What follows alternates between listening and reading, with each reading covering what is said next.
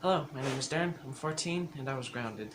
My screen time has been limited to my phone and a laptop for a while.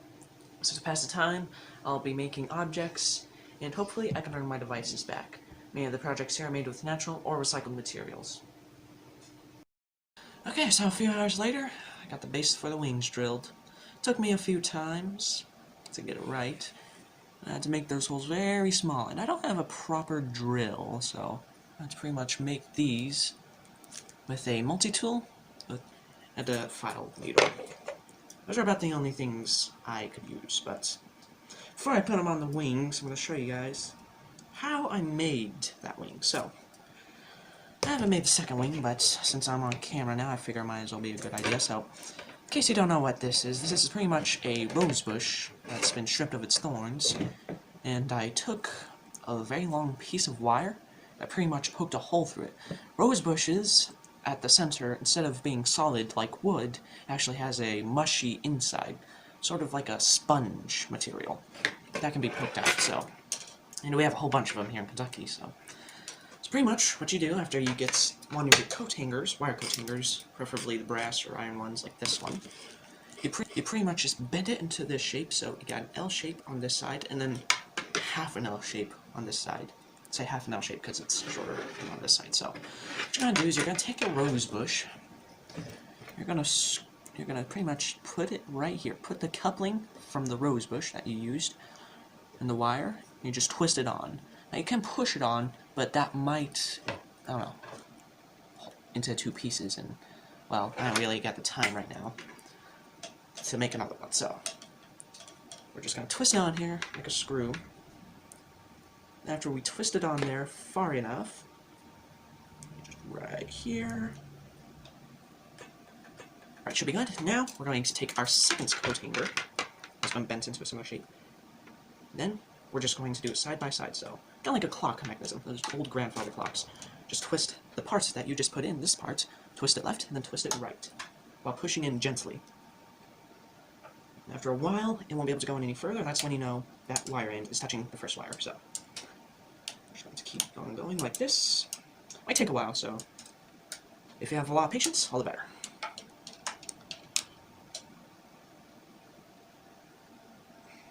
Alright, now we're going to do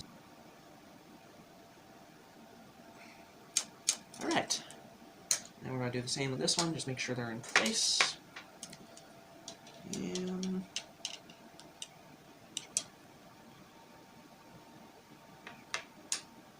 And should be good. Well, 1 second, let me just take the measurements right here. And if you made one wing already, you're going to have to make sure the second wing matches it exactly. Can't be a centimeter off, else your plane's going to be screwed in midair. Alright, that's pretty much the frame of the wing. So last time I did this, I didn't put the supports on before I put the plastic covering on. And, well, first wing didn't turn out as easy as I thought it would. So, what we're going to do is we're going to take a good pair of channel locks, and you got to make sure that the wing is sitting on a flat surface. Nothing's popping up and warping it. Because if you get a single wing warp, the plane's going to go to the side, or it's going to go wonkers, and we don't want that. So, I'm not sure if you can see this. General areas there. Quite sure. Sorry, I got a very, like, inflexible tripod. Okay. See if that does it. Should be good. Okay, so what we're going to do is we're going to take a pair of channel locks, and that L shape, we're going to bend upwards slightly. Very slightly.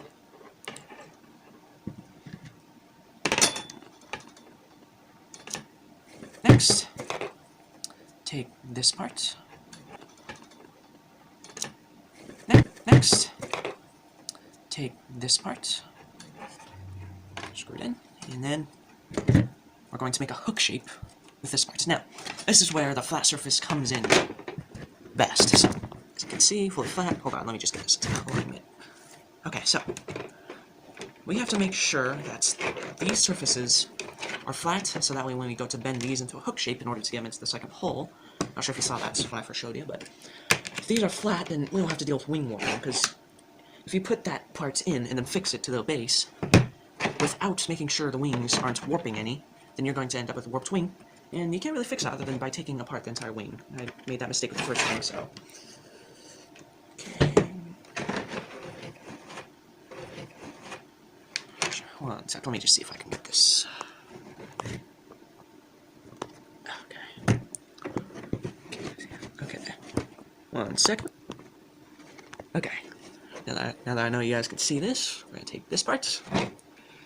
Then bend it into a hook, pretty much. I guess a hook wouldn't do good. More of a U shape.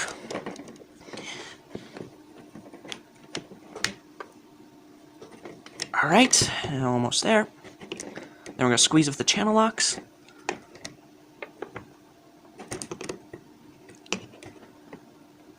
And be sure to get this part up. Then we're going to push the base. Sometimes you need channel locks to do this part also. It's recommended to have a pair of channel locks nearby throughout this video, so if you're making what I'm making, so it takes a little bit of muscle. I'm not quite sure if I got it. Okay, right on top. So you might have to adjust a few things for your plane, but like I said, I'm not forcing you to make this, but this is pretty much a how-to make one.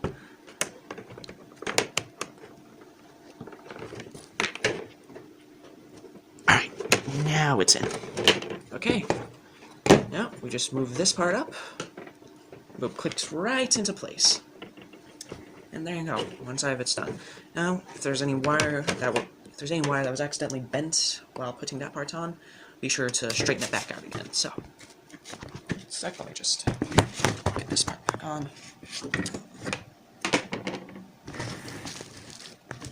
Okay, so now just make sure that all your wires are straight. Bent wire can be a downfall of a good plane. Alright. And I got a little bit of wing warp here. Let me just make sure that's done, fixed. Okay. And one thing here. Now, in case you accidentally screwed up, or if the wings, or if the wires just don't bend well, what you can do is what I call fine-tuning. So pretty much, you grip this part.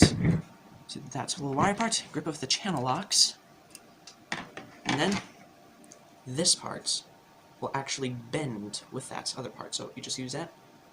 And especially when it's on a flat surface, so you know your wings aren't warping any. But once you have that down, there's no need to fine-tune it anymore. Right out there. Then you can actually start moving on, but fine-tuning parts is really important. Sometimes, however, fine-tuning won't work, especially if you just have a bent wire that needs correcting. But it's best to triple check those wires before you actually start on the other project, or the other part of this project anyways. Put that in, just make sure it's not warping. And sometimes if you're not quite sure if it's warping, or if you just do not have a very flat surface, pretty much, just doing this part, and here's my issue, right there.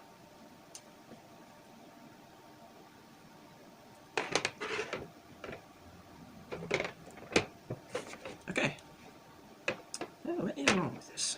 Sorry guys, let's take a moment. Oh, done. That's right. And take it all the way entirely.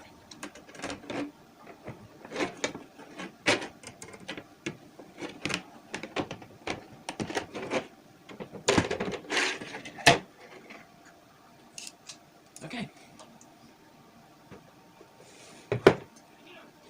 Alright, now after you've got your wing fine-tuned and unwarped, what you're going to do... Okay, so what you're going to do is you're going to make the same hook shape on this part. And sometimes, if you can't quite get a grip on it, just bend the tip, and then you'll have a lot more ease of fine-tuning it. And once that's done, we'll be able to put it there. And there. There you go. Okay, so that's fine-tuned, and now we just twist this part back into the shape. Hold on, let me just adjust the camera. Sorry about that. Alright. So, squeeze that down, squeeze this part down, and there. Now you have to make sure it can go onto the second hole of this base, else you might end up with some problems. So, yeah. That's how you make a wire wing. Now back then... Okay, let me just squeeze this down real quick. Okay, there we go. And now, from there, where'd I put it?